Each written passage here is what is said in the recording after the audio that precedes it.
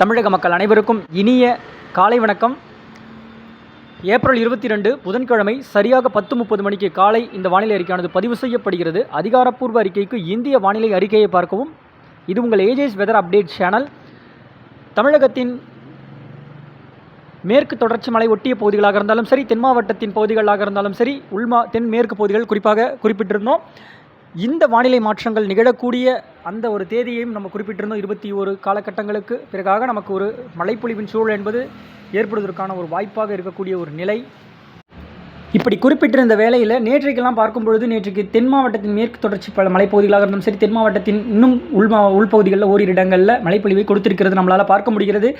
இப்போது இந்த மழைப்பொழிவு எதன் காரணமாக நம்ம ஏற்கனவே சொல்லியிருக்கோம். இந்த இலங்கை மற்றும் தென் தமிழகத்தின் இடைப்பட்ட பகுதிகள், அதாவது கிட்டத்தட்ட குறிப்பாக சொல்லணும்னா நேற்றைக்கெல்லாம் பார்த்திங்கன்னா வட இலங்கை ஒட்டிய டெல்டாவை ஒட்டிய பகுதிகளில் இந்த வளிமண்டல மேலடுக்கு சுழற்சி நிலவக்கூடிய ஒன்றாக இருந்தது. இந்த சுழற்சிக்கு எந்த அளவுக்கு தெற்கு காற்றின் ஈர்ப்புகள் கிடைக்கப்பெறுகின்றதோ அது மரங்களால் குளிர்விக்கப்படுகின்ற இடங்களில் மழைப்பொழிவை ஏற்படுத்தும் அமைப்பாக அமையும் என்று நம்ம எதிர்பார்த்திருந்தோம். அதே வேளையில் அதற்கு ஏற்றார் சூழல் இருக்கிற இடங்களில் மழைப்பொழிவு ஏற்படக்கூடிய ஒரு அமைப்பாகவும் இருக்கும். காற்றின் வேகத்தை பொறுத்து அந்த கடலோரத்திலும் அவ்வப்பொழுது ஏற்பட்டாலும் அது உள்ளே நோக்கி தள்ளப்பட்டு மழைப்பொழிவு அங்கே கொடுக்கும் என்று எதிர்பார்த்தோம். இப்படி இருக்கக்கூடிய ஒரு வானிலை அமைப்பு அப்படின்ற மாதிரி நம்ம எதிர்பார்த்திருந்த சூழ்நிலை 21 தேதிகளுக்கு பிறகாக இந்த நிகழ்வின் நெருக்கம் தமிழக கரை ஒட்டி அதாவது மீண்டும் வடக்கு நோக்கி எந்த அளவுக்கு போனாலும் அதனுடைய வெளிப்புற சுற்று தெற்கு காற்றை எந்த அளவுக்கு எடுக்கப் பெறுகிறது அதெல்லாம் பார்த்து தான் நமக்கு நிகழ்நேர வானிலை பொறுத்து நமக்கு அறிவித்திருந்தோம். நேற்றைக்கு நம்ம எந்தெந்த இடத்துலலாம் அந்த பேரை குறிப்பிட்டு சொல்லியிருந்தோமோ அந்த இடத்துலலாம் மழைப்பொழிவு ஆங்காங்கே அப்படின்ற மாதிரி ஒரு இடங்களில் ஒதுக்கி தான் கொடுக்கும் என்று சொல்லியிருந்தோம். மழைப்பொழிவு கொடுத்திருக்கிறது.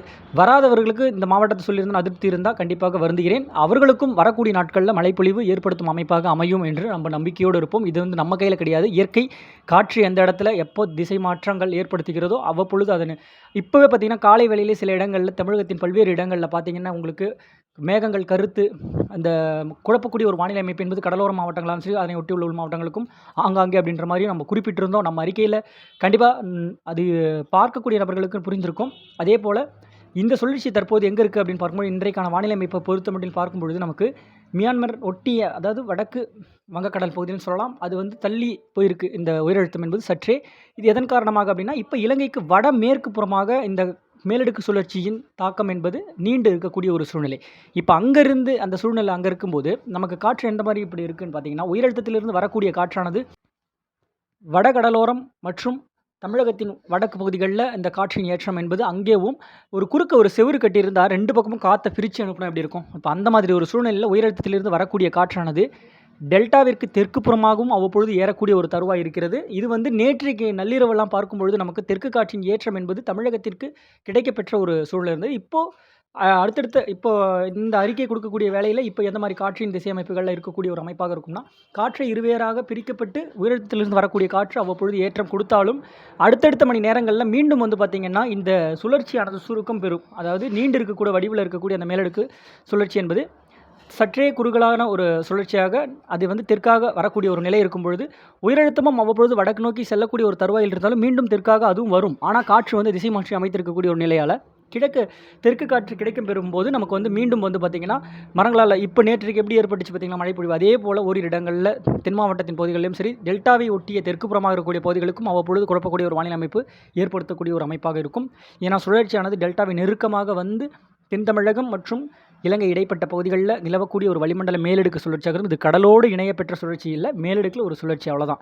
காற்று அதற்கு ஏற்ற ஒரு சூழ்நிலையில் இருக்கும்போது தான் அதற்கு ஏற்ற இடங்களில் மழைப்பொழிவை ஏற்படுத்தும் விதமாக அமையும். அதே போல் தெற்கு நீராவி காற்று அளவாக தான் கிடைக்கிது, பெரிதளவிற்கு ஈர்க்க பெறுகின்ற ஒரு அமைப்பாகவும் இல்லை. இப்படி இருக்கக்கூடிய ஒரு சூழ்நிலை 23, 24 இதே போல் இப்போ நம்ம 22, 23 காலகட்டங்களில் மையமாக இருக்கும் அப்படின்ற மாதிரி எதிர்பார்த்திருந்தோம். 21 மாலைக்கு பின்பாக இந்த மழைப்பொழிவு என்பது நள்ளிரவில் ஏற்பட்டிருக்கக்கூடிய ஒரு அமைப்பாக அமைந்து இப்போது இன்றைக்கும் தென் மாவட்டத்தின் ஒரு இடங்களில் இன்றைக்கும் மழைப்பொழிவு இருக்கும். கண்டிப்பாக கன்னியாகுமரியாக இருந்தாலும் சரி, தூத்துக்குடி, திருநெல்வேலி இந்த இடைப்பட்ட அந்த உள்பகுதிகளில் ஏற்படுவதற்கான ஒரு வாய்ப்பாக சாத்தியக்கூறுகள். அவ்வப்பொழுது அந்த காற்றின் ஏற்றம் என்பது சற்றே மெல்ல நகரும் காற்றாக அமைந்தால் கண்டிப்பாக கடலோரத்திற்கும் ஏற்படுவதற்கான ஒரு சூழல் இருக்கும்.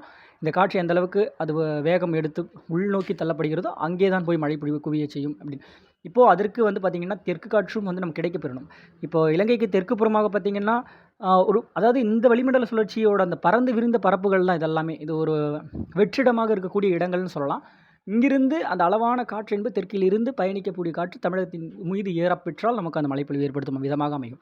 இப்படி இருக்கக்கூடிய ஒரு சூழ்நிலை 24, 25, 6 காலகட்டங்கள்லாம் கிழக்கு காற்றோடு இணைய பெற்ற இந்த உயரழுத்த தாக்கம் என்பது அப்போ வடக்கு நோக்கி இருந்தால் கிழக்கு காற்று கூடுதலாக வரும் பட்சத்தில் அவர்களுக்கு வெப்பமும் சற்று தணிவதற்கான நம்ம ஏற்கனவே சொல்லியிருக்கோம், வெப்பம் என்பது இயல்பு நிலையை ஒட்டிய இப்போ 4 டிகிரி செல்சியஸ்க்கு உயர்ந்திருக்கிறது. 1-2 டிகிரி செல்சியஸ் குறைந்திருக்கக்கூடிய ஒரு தருவாய் இருந்தாலும் ஆங்காங்கே வெப்பம் என்பது மிகுதியாகவும் காணப்படுகின்ற ஒரு சூழ்நிலை என்பது சற்றே தணிவதற்கான ஒரு சூழ்நிலை தான் இருக்கும் அப்படின்ற மாதிரி சொல்லியிருந்தோம். இப்போ பார்த்தீங்கன்னா பெரும்பான்மை இடங்களில் இன்னும் பார்த்தீங்கன்னா 39, 40 அந்த 39 கேட்டகரியில் தான் இருக்குது. அடுத்தடுத்த நாட்களில் அந்த மாத இறுதி நாட்கள் மழைப்பொழிவு என்பது 29, 30 காலகட்டங்கள் 27, 28 பார்த்தீங்கன்னா தெற்கு காற்று ஏற்றம் வந்து சற்று கூடுதலாக கிடைக்கப்பெறும் அமைப்பு என்பது இந்த சுழற்சியானது தெற்கு நோக்கி இப்போ வரும். அந்த நம்ம இலங்கை மற்றும் நம்மளுடைய தென் தமிழகத்தின் இடைப்பட்ட பகுதிகளில் அந்த சுழற்சியானது படிப்படியாக தெற்காக நோக்கி நகர்ந்து மாலத்தீவை நோக்கி நகரக்கூடிய ஒரு தருவாயில் தெற்கு காற்றின் ஏற்றம் என்பது தமிழகத்தின் ஊடாக அப்போ ஈர்க்கப்பெற்று தெற்கிலிருந்து கிழக்காக நோக்கி தமிழகம் ஊடாக பயணிக்கப்பெறும் அமைப்பு இருக்கும் பொழுது தென் மாவட்டத்தில் மீண்டும் வந்து மழைப்பொழிவு ஆங்காங்கே அது வரைக்குமே இந்த சுழற்சியின் காரணமாக தான் நமக்கு வந்து பார்த்திங்கன்னா ஆங்காங்கே அப்படின்ற மாதிரி குழப்பக்கூடிய ஒரு வானிலை அமைப்பும் தெற்கிலிருந்து அந்த காற்று ஏற்றம் கொடுக்கக்கூடிய ஒரு அமைப்பு எப்பப்பெல்லாம் கிடைக்குதோ அங்கே வந்து மழைப்பொழிவு என்பது தென் மாவட்டத்தின் ஒரு இடங்களில் தலை காட்டக்கூடிய ஒரு அமைப்பாக இருக்கும். இதுதான் அந்த குழப்பக்கூடிய ஒரு வானிலை என்பது தென் மாவட்டத்தில் தொடரக்கூடிய ஒன்றாக இருக்கும். இதனுடைய தம்ப்நெயிலை நம்ம கொடுத்துருக்கோம், முதல்ல தெற்கு அதுக்கப்புறம் வடக்கு அப்படின்ற மாதிரி. அந்த வடக்கில் நமக்கு ஒரு மழைப்பொழிவு ஏற்படக்கூடிய ஒரு அமைப்பு சாதக அமைப்பு என்ன அப்படின்னா அந்த கர்நாடக எல்லையோர பகுதிகளில் நிலவக்கூடிய அந்த வளிமண்டல சுழற்சி தான் நமக்கு வந்து சற்றே தெற்கு நோக்கி நகர்ந்து வரக்கூடிய ஒரு நிலையாக இருக்கணும். அப்போ வடமேற்கு காற்று தமிழகத்தின் உள்ளே ஏற்றம் கொடுக்கும் பொழுது நமக்கு மழைப்பொழிவை ஏற்படுத்தும் அமைப்பாக இருக்கும் அப்படின்ற மாதிரி எதிர்பார்த்த இந்த சூழ்நிலை என்பது 29, 30 காலகட்டங்களுக்கு பிறகாக படிப்படியாக அது மாறும் என்று நம்ம எதிர்பார்க்கிறோம். அது இன்னும் அதில் எந்த ஒரு மாற்றமும் இல்லை, இப்போ வரைக்குமே அது இருக்குது. ஆங்காங்கே அப்படின்ற மாதிரி ஏற்படுத்தக்கூடிய ஒரு மழைப்பொழிவின் அமைப்பாக கணினி சார்ந்த தரவுகள் காட்டினாலும் அது எந்த அளவுக்கு வடமேற்கு காற்று இழுக்கப் போகிறதோ அந்த அளவுக்கு மழைப்பொழிவு என்பது கர்நாடக எல்லையோரமாக இருந்தாலும் சரி, ஆந்திரா எல்லையோரமாக இருந்தாலும் சரி, மேற்கு தொடர்ச்சி மலை மாவட்டங்களாலும் சரி ஆங்காங்கே நமக்கு ஒரு மழைப்பொழிவை ஏற்படுத்தும் விதமாக அமையும் என்று எதிர்பார்க்கிறோம். இந்த மாற்று கருத்துக்கள் எதுவாக இருந்தாலும் நம்ம இப்போ டெய்லிக்கு தினசரி நம்ம வந்து அறிக்கை கொடுக்குறோம். இந்த மாதிரி ஏதாவது இருந்தாலும் கண்டிப்பாக மாற்றங்கள் இருந்தாலும் உடனுக்குடன் நம்ம அறிவிக்கலாம். இன்றைக்கான மழைப்பொழிவின் சூழல் என்பது தென் மாவட்டத்தின் ஒரு இடங்களில் மேற்கு தொடர்ச்சியை ஒட்டிய பகுதிகளில் ஆங்காங்கே ஏற்படுவதற்கான ஒரு சூழல் இருக்கிறது. இது வந்து கரெக்டாக இன்றைக்கு மதியத்திற்கு பிறகாக எந்த அளவுக்கு அந்த காற்று எங்கெங்கெல்லாம் இன்னும் நமக்கு சாதக சூழல் ஏற்படுத்தியிருக்கிறது அப்படின்னு நம்ம வந்து மாலை அறிக்கையில் கண்டிப்பாக அதை நம்ம வந்து பார்த்து அனலைஸ் பண்ணி கொடுக்கலாம். நேற்றை போலவே இன்றைக்கும் மழைப்பொழிவு தென் மாவட்டத்தின் ஒரு இடங்களில் பதிவாகும் என்று நம்ம அறிவித்துக் கொள்கிறேன். மேலடுக்கு சுழற்சியானது இலங்கைக்கு வடமேற்கு புறமாக நீண்டிருக்கக்கூடிய ஒரு தருவாய் கிட்டத்தட்ட தமிழகத்தின் தென் தமிழகம் மற்றும் டெல்டாவை ஒட்டிய பகுதிகள் வரைக்குமே இதனுடைய தாக்கம் என்பது தற்பொழுது இருக்கக்கூடிய ஒரு சூழ்நிலை. படிப்படியாக அது இன்னும் நெருக்கமாக அடுத்தடுத்த மணி நேரங்களில் வரும் என்று எதிர்பார்க்கப்படுகிறது. அப்போது காற்றின் ஏற்றம் மாற்றம் மாறுதல் இருந்தால் கண்டிப்பாக உடனுக்குடன் அறிவிக்கிறேன். வானிலையோடு இணைந்திருங்கள். வானிலை மாறுதலுக்கு உட்பட்டது. நன்றி, வணக்கம்.